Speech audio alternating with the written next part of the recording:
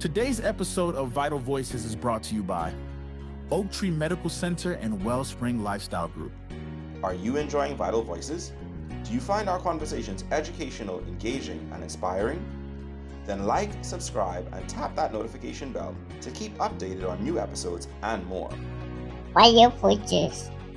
Welcome to Vital Voices, the podcast where we amplify the stories, insights, and expertise of the people shaping the future of our communities, our conversations, and our country. I'm your host, Alexis Burrows. Thank you again for joining us each week for the nation's most vital conversations, where insight meets impact. Today's episode is deeply personal and powerful. I'm honored to welcome not only a brilliant physician, but also my wife, Dr. Paige Burrows. Paige is a Christian wife, mother, business owner, certified lifestyle medicine educator, and health coach who is a passionate advocate for whole person health and wellness. But today, she's here as more than a doctor. She's here as a survivor, a student of suffering, and a testament to resilience. Like millions around the world, Paige battled COVID-19. But for her, the virus wasn't a 2-week disruption. It became a multi-year journey marked by chronic fatigue, neurological symptoms, and countless ups and downs. In this episode, she opens up about her experience with long COVID and how that experience became the catalyst for a total transformation, physically, mentally, and spiritually. So together, we'll go from hospital bed to holistic healing, from brain fog to clarity, from helplessness to hope, and from pills to pillars, as we cover one physician's journey into lifestyle as medicine. So whether you're a patient, a caregiver, or a healthcare provider, you'll find insights, encouragement, and practical wisdom in this conversation. Let's dive in. Welcome to the show. Welcome back to the show. Yes, it is great to be here again. So, like I said last week, we've had you on as a co-host for the past few weeks as we were going through the Couples in Purpose series, but we are now having you on as a guest. I know, that's a little different. It's a little different. Like I mentioned on last week's episode, for a lot of people, well, now they know. You've been working alongside me. You've been, instrumental in what Vital Voices is from the very beginning. And so we always knew that we wanted to get to a point where we could have you on the show to talk about your areas of interest, who you are, what you're doing, and all of those things. And we always know that we wanted to start with your story. Which is quite an interesting one. Even as I lived the experience with you, but having heard you kind of talk about it in a couple of different forums over the last few months, over even the last year or so, I would say, there's things about it that I realized that, mostly from a trauma standpoint, like I just block things out. You may have blocked it out. I feel like you definitely have a very powerful story and a testimony that I think is going to be very insightful and helpful for our listeners, whether they are a patient, whether they are a caregiver, whether they're a physician, whether they're in healthcare in any form. So I think this is going to be very useful for them. COVID was such an interesting time. I remember going through that period of life and all of the testing and the mask and all of this. And I think we were about a year or so into it, a year into having gone through all of the different lockdowns and whatnot when we caught COVID. But, take us back to that point because we basically caught it together. But what was that like? What were your initial symptoms? When did you realize this was more than just temporary in your case? Well, I would have to go back to April of 2021. Life was going pretty well. I was in my residency program. I was enjoying every minute of that. Loved interacting with my patients. Loved my day-to-day. You were doing pretty well in your career too. Mm-hmm. We're meeting our goals. We were raising our child. We're mother of one at the time. And, all in all, I was tired. It was COVID. We hadn't had, at least for me, I hadn't had a vacation in like a year and a half, but I had been having some struggles. I was at that point where I had 5 surgeries in 5 years, going along very well. kind of on the outside because I'm loving what I do. Um, but there's a lot going on in my body that I don't seem to really understand. And so finally I get to the vacation part of Mm-hmm. life. I get to this point where I'm finally approved. I'm going off. We're heading off to Sandals um, in Exum, and we're like, hun, we're going to live our life.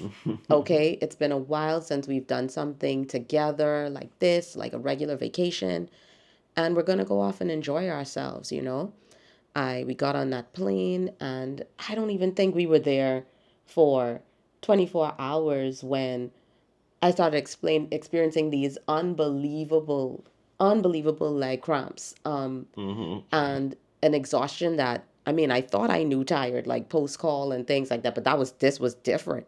I was You exhausted, you and were I'm mashed like, down. maybe my body just couldn't wait for for having some time off. And so it needless to say, we did not live our best life Mm-mm.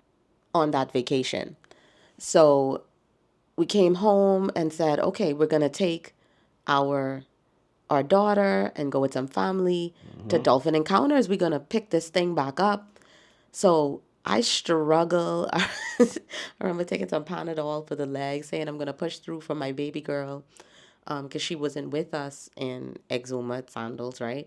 So I'm gonna push through with my baby girl, and get her get her the Dolphin Encounters. We got the Stingrays book, we got the dolphins, but we are ready. Okay, we are ready. And I was like, hun, my head and my legs are still going. He's like, I'm doing okay, so let's just push through. So I take some Panadol in the car on the way, and we get there.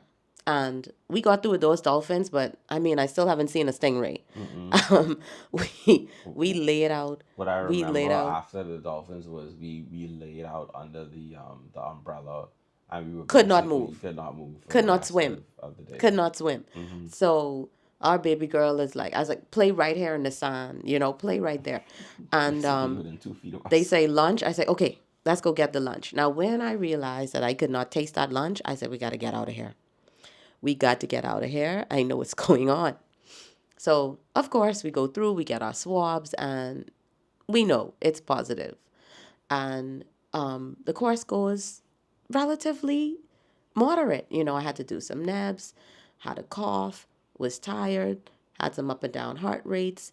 But all in all, the course was okay, of COVID for me. The problem came when my symptoms disappeared. My symptoms disappeared, and I was like, oh, I'm still a little bit tired. Um, I'm going to need my heart rate to regulate. However, I'm good. I'm going to get sorted out, get back to work, get back to my life, because that's what it's all been about for me. It was like, regardless of what you're experiencing, regardless of what you're going through, you push through for the goal, you push through for your patients, you put that aside, and you do what needs to be done. And so I said, I'm just going to get through with this. We're going back to work.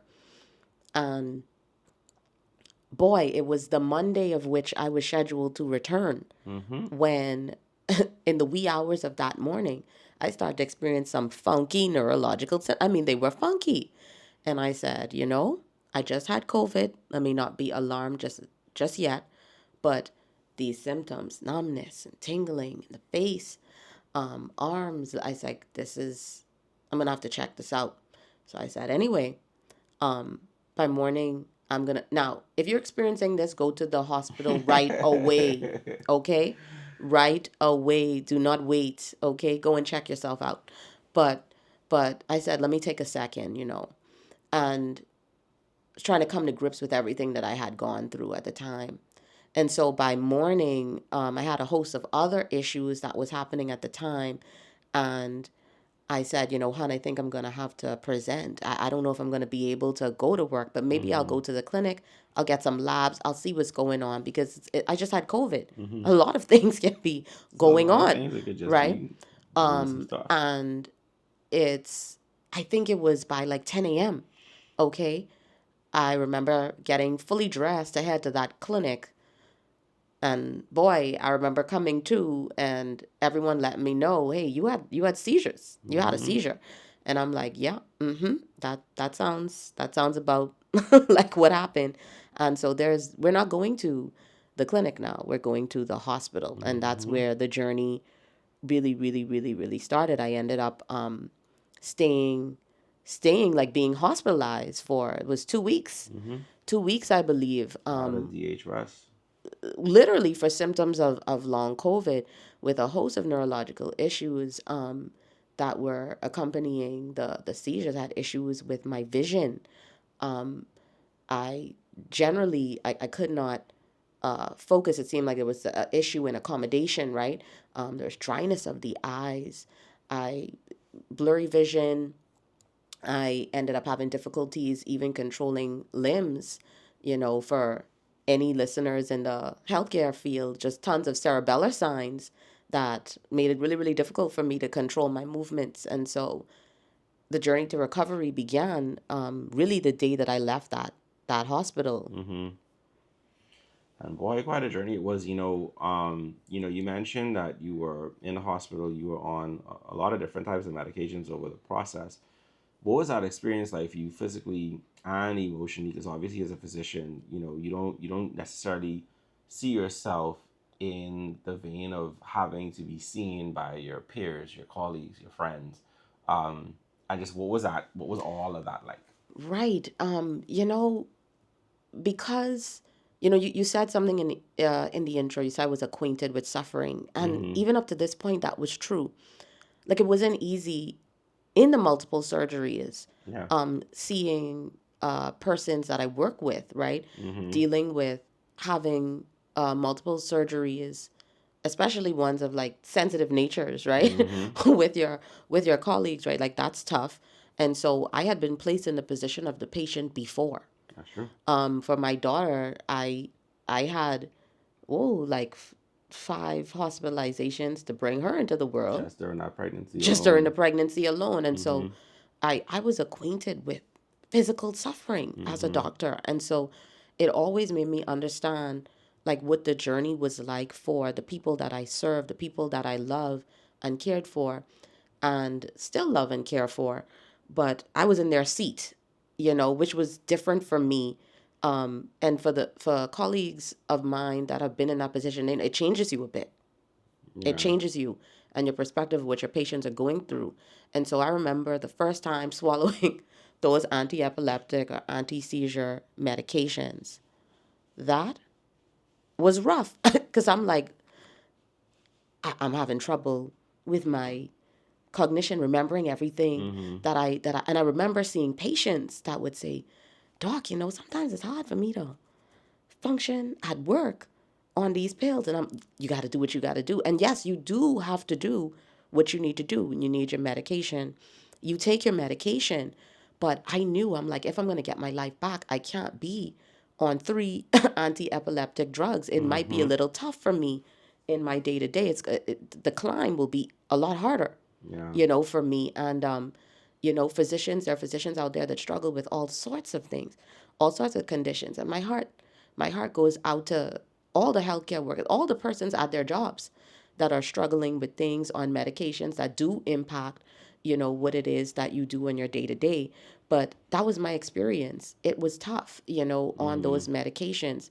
My energy was drained. I was super tired, sleepy. I had issues with remembering things I needed to remember. And it was a battle between the side effects that I had going on, but Yeah. as well as the condition itself. Every day was a full on struggle in functionality.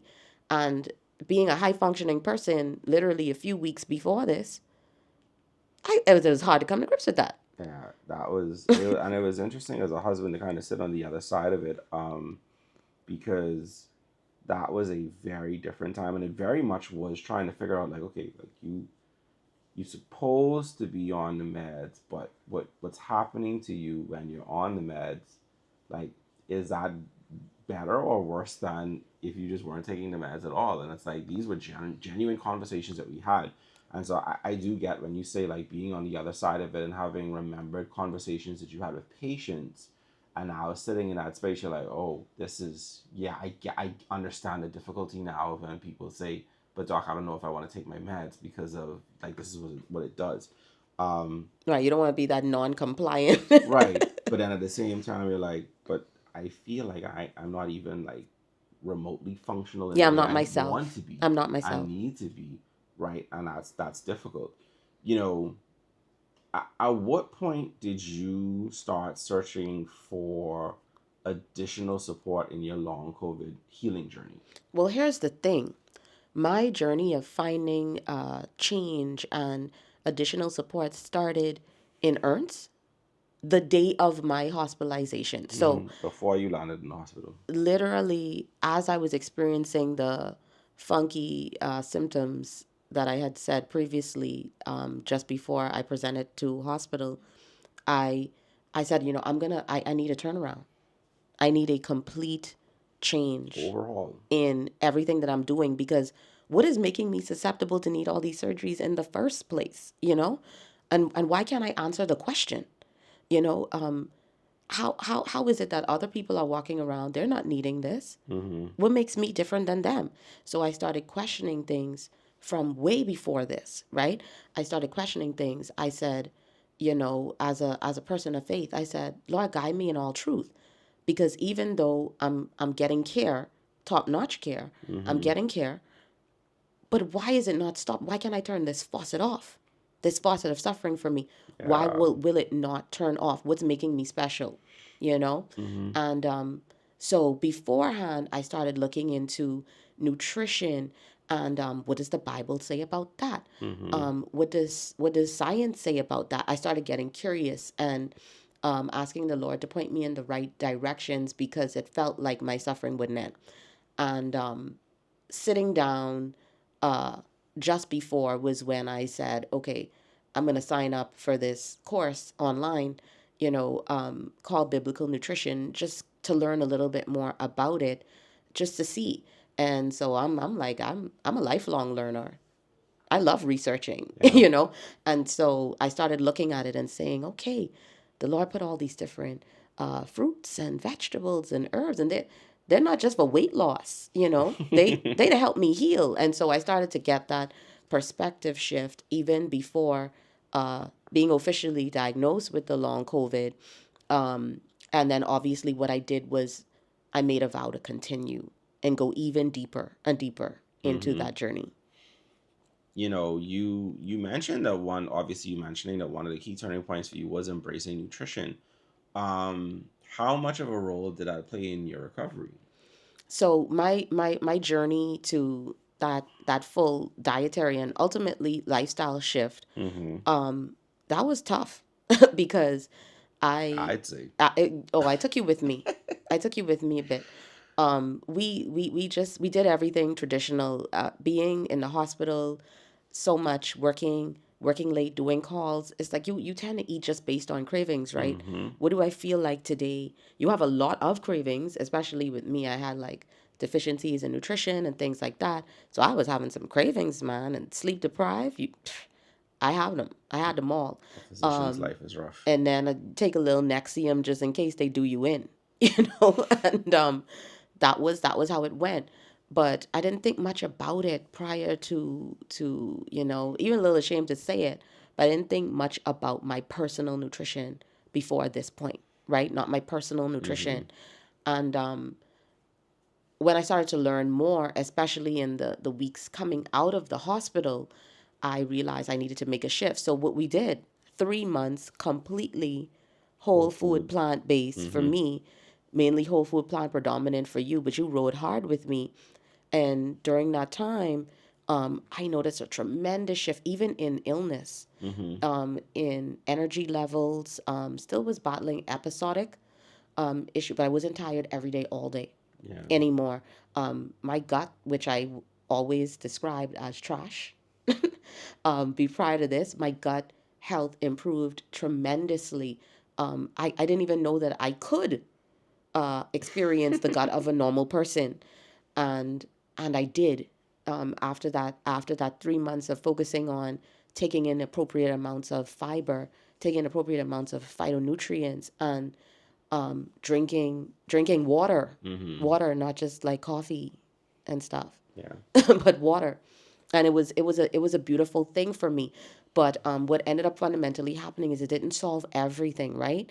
Like I thought it would. Mm-hmm. After my research, I thought it would, but it didn't solve everything. So the journey had to continue. Right. Because we did see reduction in frequency of episodes, things like that. But Yeah, yeah, it I had was some I had some reduction and even like weight loss. mm-hmm. 30 pounds came off, with for you that was like 50. 50 Mm-hmm. 50 pounds, so that I still fundamentally had to work on the fact of why I didn't lose as much as him.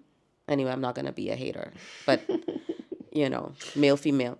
But I knew I still had a lot of burning questions, and I'm like, the research needs to continue Yeah. and the journey needs to continue. I think what I remember from that time frame as well was just how much the change in food affected like my mood. And I think that, that's a Mm. conversation we're gonna have on this show, hopefully in a few weeks to talk about the connection between your gut health and the other parts of your body and the parts of your health. But that was one of the things that stood out to me was just how much it impacted my day to day, just how I felt about just even being in the world. You know what I mean? Right. And so that for me was kind of the big takeaway as well, outside of the 50 pounds, obviously. But, you know, we did go through that together. And I think along the way, we saw that there was still, like you said, there was still more to be done, more research, more tools to try and figure out. And eventually that led us to Wildwood, Yes, right? so lifestyle medicine in general, right? Like that's the field that I took interest in Mm-hmm. at this particular point. And as I was researching and the Lord was guiding me to all these different components of health and Mm-hmm. wellness that I just knew nothing about, he was guiding me. And so I'm like, why didn't just diet work? Now, my physicality at this point was really, honestly, any movements that I made would induce neurological issues. I think my peak at this point performance was 4 minutes on on a A stationary stationary bike bike. Mm-hmm. before an incident, and walking was a challenge. We would take walks, and if the sun was too bright, it was extremely photosensitive. Mm-hmm. If the sun was too bright, there would be symptoms, and I would have to retreat to the car. Yeah. And so I started to notice that you're going through a lot more. You're going through social isolation Mm-hmm. because of this. It's stressful because you're like, when am I getting back to life? I had a Mm-hmm. whole thing I had a whole career. I was working on this. I'm like getting close to my final. I've been on like a journey that's Mm-hmm. over a decade long. You can't just pause on that. You can't just indefinitely take a break. Like you can't do that. And so that was stressful. That was stressful. And so I said, I'm experiencing isolation. I'm Mm-hmm. experiencing stress. I was realizing the toll of my nutritional deficiencies. I couldn't keep hair on my head, you know, Mm-hmm. um, skin rashes, issues. Like I'm seeing it. I'm seeing all the signs of different things: chronic inflammation, nutritional deficiencies, my sleep was severely compromised. And as I'm going through all this stuff, I remember talking to a friend of mine, um, Dr. Gibson, shout out. And she was like asking me, well, where do you want to go from here? I'm like, I can't see healthcare the same Mm-hmm. anymore after what I've gone through. And I started describing to her what I want to do, where I want to go, how I want to help patients, how I want to view people holistically, like in a mind, body, spirit approach. Because in my healing journey, every time I did something that was just purely for my physical body, it's not taking me all the way over. Right. I'm doing research now, and I'm being guided in this direction, and I'm feeling like I need more, like I need to continue this journey somehow. And she's like, oh, she sends me a picture from the walls in the hospital that she's at Mm-hmm. doing residency. And she's like, have you heard of lifestyle medicine? I'm like, girl, what? And so um, I looked it up and I said, oh, yes. Oh, yes. This is me. I've found it. And so I realized that I was being guided straight there, and I haven't looked back since. And I realized that this is a fundamental component to seeing persons that are suffering with chronic inflammation, chronic disease, who are battling conditions where they're seeing their physicians, and they're being monitored well. Those are getting top-notch care, but they're still not coming over that edge. They're not able to get remission in their conditions. They're not able to reverse their conditions. Some of them not even to control Yeah. their conditions on multiple antihypertensives, or multiple seizure medications, or multiple medications for diabetes and glycemic control, and it's not happening. So what are we missing? And so lifestyle medicine kind of cracked that door kind of wide open for me. And I started noticing, okay, from the nutrition, from the physical symptoms, basically physical activity, I still need more. I still need more. Yeah. You know, that like I said, that was kind of how we then ended up At Wildwood. right, because you were doing research in the lifestyle medicine space. And then obviously, you know, your grandmother had been to UG Pines, and we've known a few other people through our church family who had been to, you know, similar places. I got a bit curious. So I started to, you know, after I had given myself so many different lifestyle prescriptions, right? I had given myself so many, and I'm progressing the whole time, right? But I'm wanting complete release. Like, I don't want to be debilitated, right? So I'm wanting complete release. And so I say, you know, babe, I have to immerse myself. I'm starting to get a little discouraged. The journey is going on, and I'm making so many changes, but I'm not there yet. And Wildwood was an answer for me. I needed to see people do this thing. I needed to not be the only person that I knew. You know, I wanted to see someone get into a space where they were preparing nutritious, whole food, plant-based meals for me, turning around and meeting others that were on a healing journey, turn around, helping people, have people encourage me to have that physical activity, to not fear my symptoms, to connect with other people, and also get, you know, medical care, people to monitor me medically during the process, see a nutritionist, you know, immerse in nature. I wanted to do it all at once. And it was an amazing experience. And I remember walking for more than 20 minutes for the first time and having a hallelujah moment and saying, oh my goodness, look at me. You know, like, I have not been able to do this, especially not in sunlight.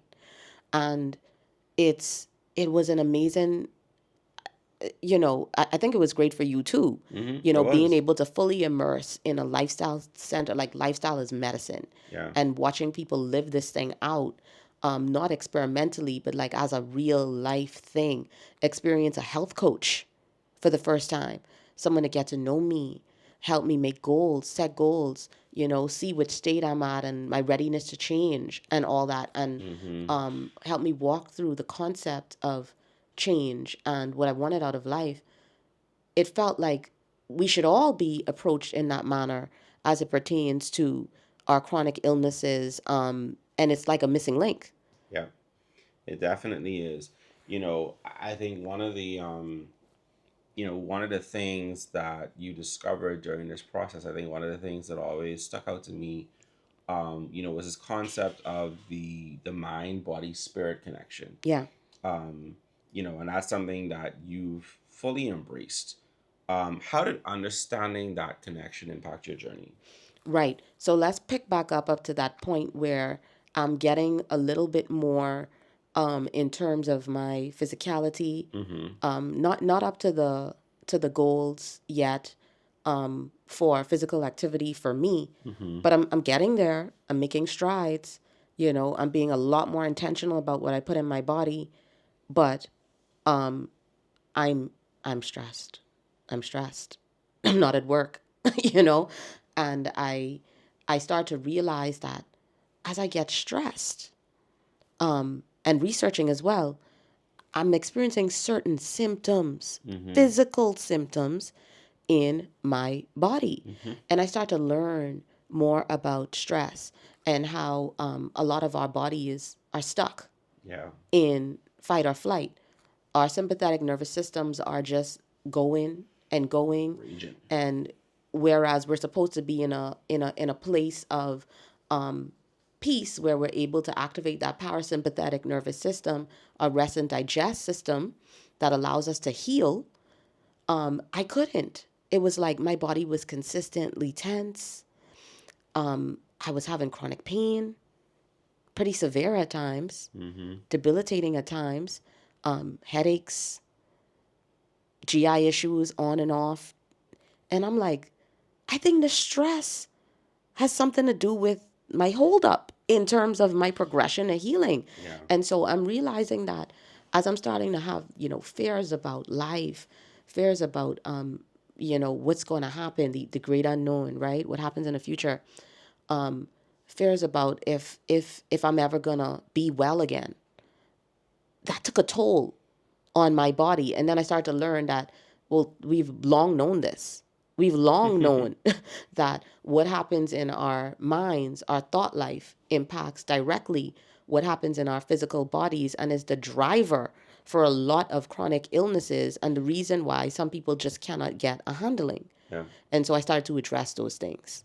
I started to learn about and address those things. And just like how we have a routine that we do, we meal prep, right? When we Mm-hmm. want to lose weight, when we want to eat healthy, when we want to meet our protein goals and our fiber goal, we meal prep, right? Yeah. We also go to the gym. We have gym memberships, we have workout groups. But what do we do for stress management when this Got it. is a big driver for disease? Do we Mm-hmm. eat with like inflammation in mind? Do we do these things? This is a part of the journey. Yeah. I was isolated because of my illness. Um, do we do we do we have a real plan for meaningful connections? These were the questions. Yeah. For me, what I what I always remember here, when you talk about the mind body connection, the our frequent flyers on this podcast in the mental health space always love to make that statement that mental health is health too, right? It Because it's like is. it's all a part of the same body, and it all plays a role in how we feel in our physical and in our mental space. For you, you have talked about believing in, and you believe in a three-legged stool approach in chronic disease management. Um, as you've explored the concept of mind, body, spirit, as you've explored the pillars of lifestyle medicine, what are the three legs in this instance, and how is this approach beneficial? So I love the three-legged stool approach. This this approach exists in different spaces of different disciplines, but the one that I'm referring to is from like Dr. Herbert Benson. He coined this, and he talked about having the first approach be self care. I like to expand upon it a little bit and say self care, which also includes soul care. Remembering that you're a holistic person, your mind, body, spirit, and remembering to approach yourself as a whole person. The second one would be your surgery and medical procedures. And the third one, of course, are pharmaceuticals, Right. our helpers out there. And if you look at this, this approach allows you to address all of these things that lifestyle medicine advocates so strongly for, that when you put them all into practice, you can see things like disease reversal, right? Mm-hmm. Rather than just treatment, management, control. And these are great. Listen, when you have pressure through the roof, when your blood sugar is out of control and you're in DKA, you need care. Mm-hmm. You need care. You're having a event, cardiac, cerebrovascular. You need care. Okay, stroking out. You need care. You get care, but fundamentally, when you settle down and when you are now stable and you're being followed by your physician, you need to get on a path to wholeness because there was a reason. There was a root cause behind what's going on with you. There are drivers that make it worse. Yeah. And you have to sit down and say, hey, am I addressing everything? I'm going to be compliant. I'm going to show up to my appointments. But what else can I do? It's not all in the hands of my physician that every time something goes wrong with me, it's their fault. Or, Right. you have to see, we have lots of allied health professions that are here to fight the fight. You have nutritionists out here. You have physiotherapists going hard. You have personal trainers. You have psychologists. You have all these different areas and fields of these disciplines where they know this. They know this, okay? And we're not all privileged enough to see these people. I mean, imagine if you have to see your doctor every 3 months, also your psychiatrist and your therapist and your nutritionist. It's difficult, That right? really can add up. Right, it can add up. And so your physician also only has a certain amount of time. They can't necessarily get down to the nitty gritty of your entire life and backstory as to what's driving your illness in their office. They're gonna prescribe you something to help you get over and the hump that you're in, to buy you today, to buy you Yeah. some time. You understand? And that's a beautiful thing, buying you time. It's a beautiful thing.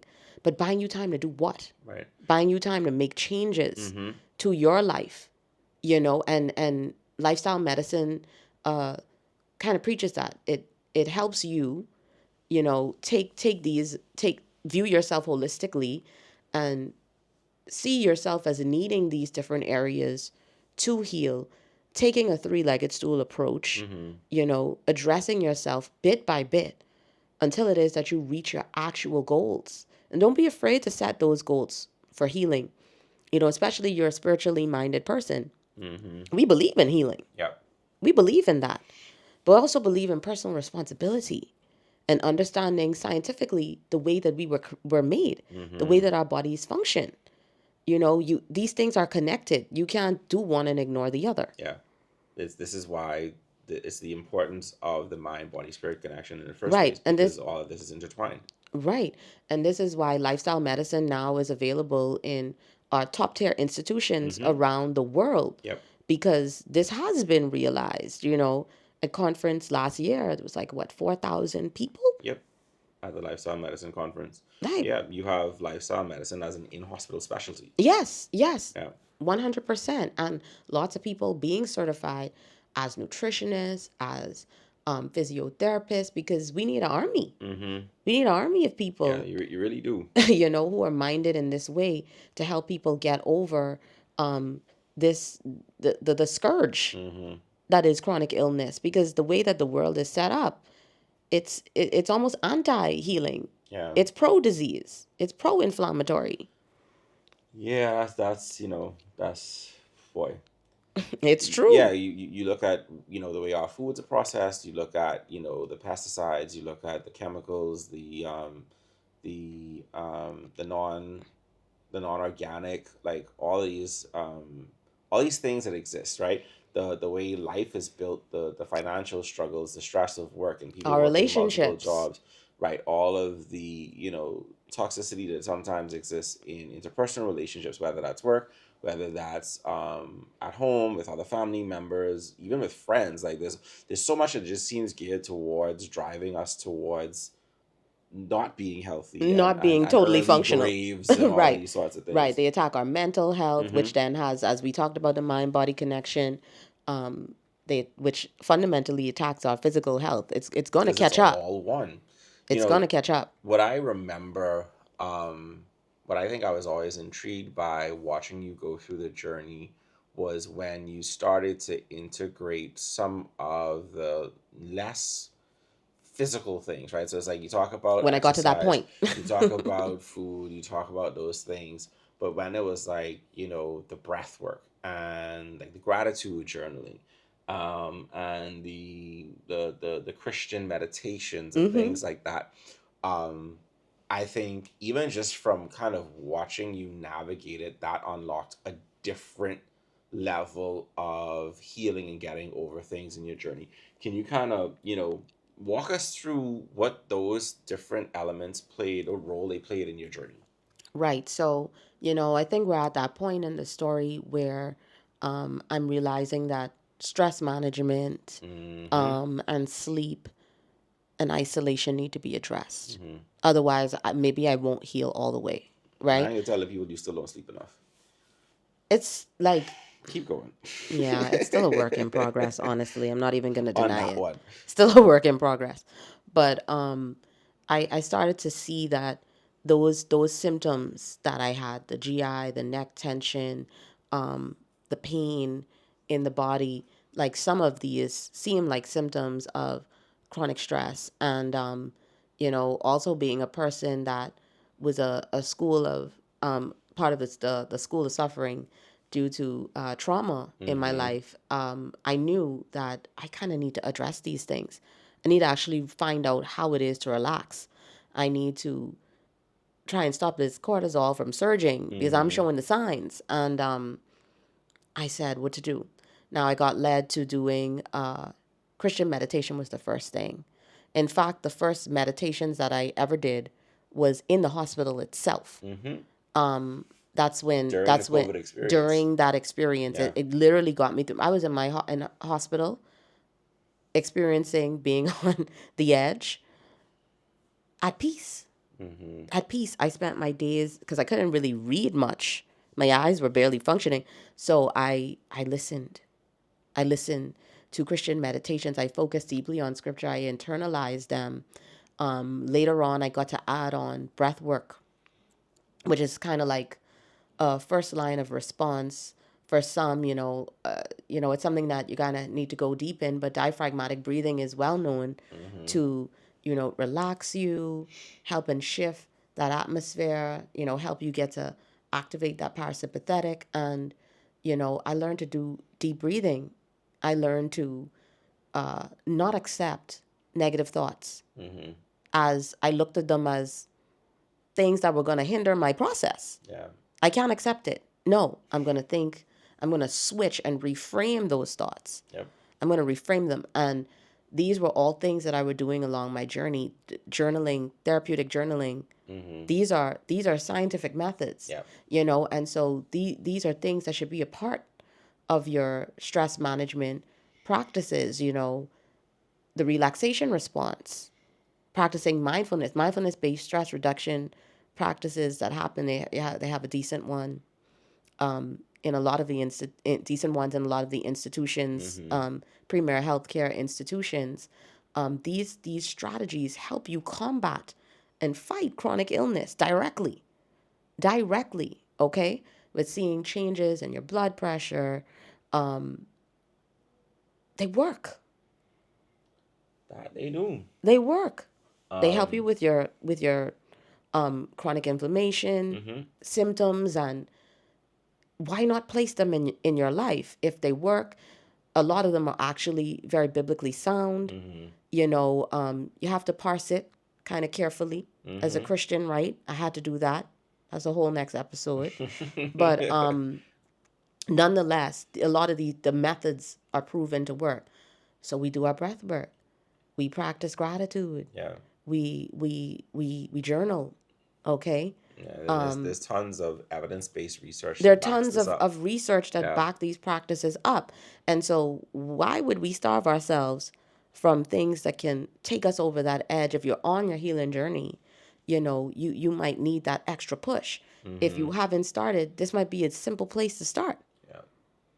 Yeah. We talked about when um we've been plotting out like how to present your work and how to make it digestible for people, and then we came up with this idea of showing a person standing on the pillars, Laying down on six right? pillars, right? Laying down on the 6 pillars of lifestyle medicine, and having like basically you take one pillar away and you watch the imbalance that occurs. You watch the shaky ground that you're immediately on, Right. and then if you take away another, and essentially you on the ground within one or two, right? Right. And I think that concept is helpful for people to recognize that all of these areas have to be tackled. You have to be considerate of all of these components in order to really say that you're taking a full holistic view of your health.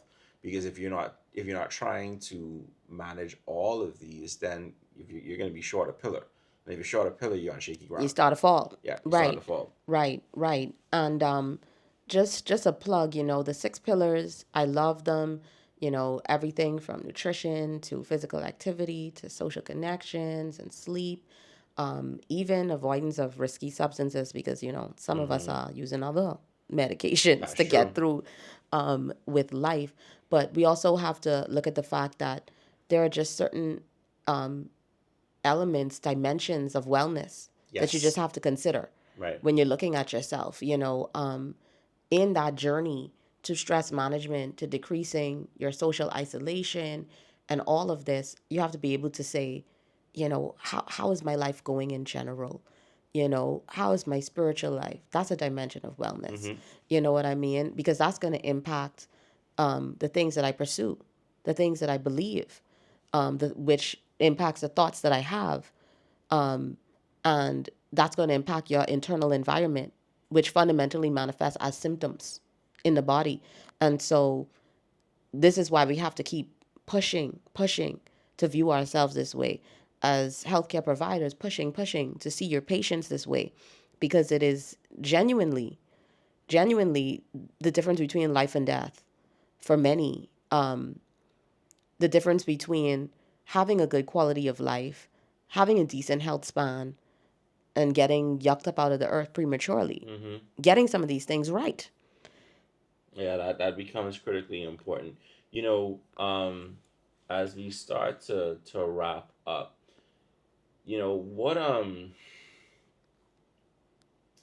what would you say to what advice would you give to like doctors, caregivers, allied health members of that space who are hearing you talk about this and may be interested or may still have questions about it? What would you say to them in terms of how they can start to incorporate some of these things into their practice?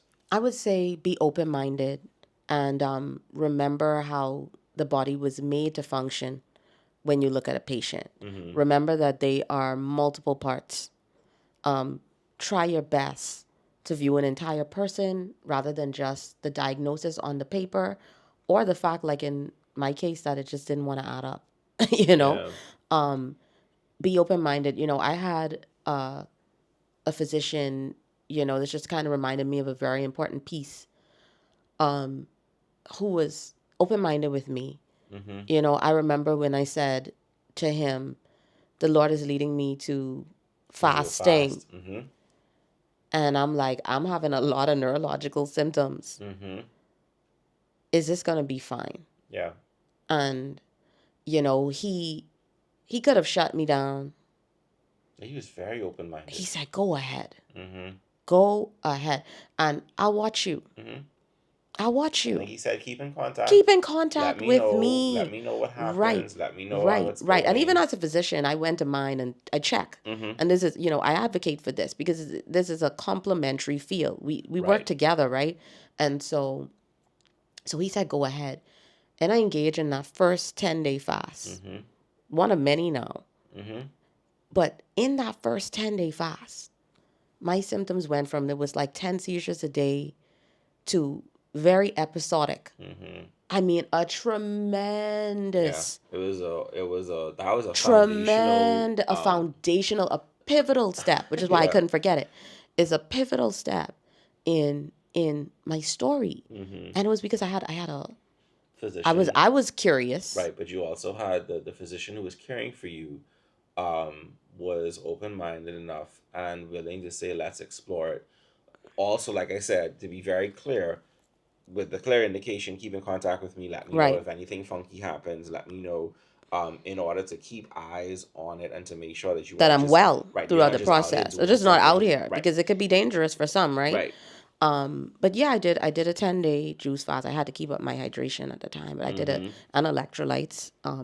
But I did a 10-day juice fast, and he was with me, and it Yeah. was the single most effective thing that I had done for myself throughout that journey. And periodically, I still do it. Mm-hmm. I still do it. And it was one of those things that affected me, mind, body. And spirit. Yes, Yeah. in all the ways. And we obviously don't have enough time to talk about that, all of it. We could have a lot more conversations. And we will. We could have a lot more conversations, but this is why it's really, really important to look at yourself as a whole person, because I didn't only hear clearer from Jesus during that time. I got physically better. Yeah. Tremendously, notably better. So as keep we that open mind. yeah, as we wrap up, I think one of the things that you've always kind of said throughout this process is that change is simple, right, on its face, but it's not always easy. What advice would you give to someone who is listening to this and saying, well, I want to start to take control of my health in this way? What advice would you give them, and where can you direct them in terms of being able to perhaps get help? Right. So change is simple, but it's not easy, right? On this journey to, as you simply put it, Dr. Dean Ornish would say, eat well, move more, stress less, love more. That sounds super simple, right? But how do we get that done? How do we take that from like ideology to life? Okay, I had to do that. And I'm no longer on medication. Is every day perfect? No, but I was debilitated before. Right. And now I have new life. And now after 5 surgeries, I have a son that I was not hospitalized for outside of delivering him. And that's a blessing. Yeah. I gained a lot. I gained a lot of life. And Yeah. and so how did I do it? Well, I view myself as a whole person. I kept remembering that throughout my day-to-day. I made practices and things that I must do for my diet, for me, for my health, for my mood, for my life. I get sunlight in my eyes. I look at God's creation, and now I've realized the importance of doing it in community. So if I had to say to people to not have to take so long as I did to go through this long, arduous journey, I would say lead with love for yourself. Think about your purpose. Think about your why. Okay? Find like-minded people. Find even like-minded healthcare workers. Okay? Find a church community. Create a church community. All right? Find communities that believe what you believe, that can help you. Support other people. That helps you too. It keeps you on track. Okay? And a lot of other scientific things too that we'll talk about later. But nonetheless, find community. Remember your why. These are the things that I would say help you, because the journey is actually really, really hard. It's hard to shift your perspective. Yeah. It's hard to be disciplined and do everything in a day on top of everything that you already do in a day. But you have to remember why you're doing it to get it done. And you should be able to join communities of mine. We're going to drop a link somewhere in the actual, when this is posted online, there should be a link for you to meet some people who are living this life, trying to make the best of what we have here, trying to increase our health spans. We're not perfect. We're not doing everything perfect, but we're trying to get it right. We're trying to live lives of purpose, and we're trying to improve our quality of this time that we have here on earth, and it's worth it. That it is. It's worth that investment in you. Yeah. This has been a great conversation. I think it's going to be very insightful for our listeners, whether they are patients, whether they are family members, whether they are physicians, allied health workers, because I think it shines a light on a growing and developing field of medicine that is keen to be helpful for people, who are really looking to holistically fix and change their health. Right. So thank you so much for joining us today on Vital Voices. We definitely appreciate your insight, your conversation, your candor about sharing your story. Loved it. Awesome. So, thank you again for your vulnerability, your insight, and for letting us into such a personal and transformational chapter of your life. Your journey is a reminder that healing isn't linear, and sometimes the most profound recoveries begin in the darkest valleys. To our listeners, whether you're navigating your own chronic illness, supporting a loved one, or treating patients, my hope is that this conversation stirred something in you, a desire to dig deeper, to lead with compassion, and to believe in the body's ability to heal, especially when supported by faith, intentional living, and a whole person approach. If this episode resonated with you, consider sharing it with someone who needs to hear it. You never know how one story, one voice, one journey can inspire another. Thank you for joining us this week on Vital Voices for the nation's most vital conversation, where insight meets impact. Until next time, stay informed, stay connected, stay well, and stay tuned for the next Vital Voice. Are you enjoying Vital Voices? Do you find our conversations educational, engaging, and inspiring? Then like, subscribe, and tap that notification bell to keep updated on new episodes and more. We'd like to thank today's sponsors, Oak Tree Medical Center and WellSpring Lifestyle Group. Why you purchase?